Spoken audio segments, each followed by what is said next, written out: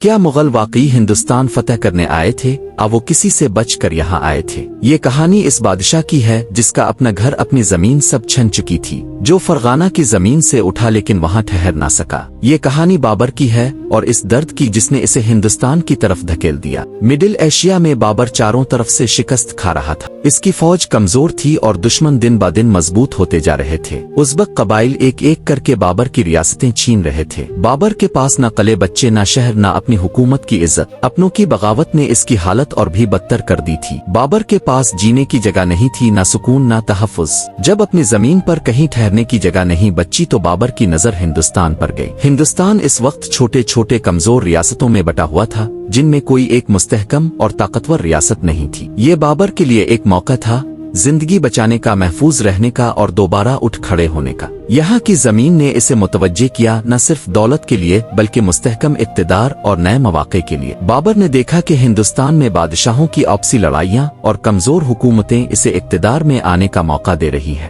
یہی وجہ تھی کہ اس نے منصوبہ بنایا اور آہستہ آہستہ ہندوستان کی طرف بڑھا۔ پانی پت کی پہلی لڑائی میں اس نے دہلی کے سلطان ابراہیم لودھی کو شکست دی۔ یہ فتح صرف ایک میدان کی نہیں تھی بلکہ مڈل ایشیا سے آنے والے ایک شکست خوردہ بادشاہ کے لیے ہندوستان میں نئے سفر کا آغاز تھی۔ بابر کی حکمت، جرت اور دوراندیشی نے اسے فتح دلائی، لیکن اصل وجہ اس کی مجبوری تھی۔ مڈل ایشیا میں اسے کوئی محفوظ ٹھکانہ نہیں ملا، خاندان بکھر چکا تھا اور وہ صرف اپنے لیے سکون، تحفظ اور نئے مواقع تلاش کر رہا تھا۔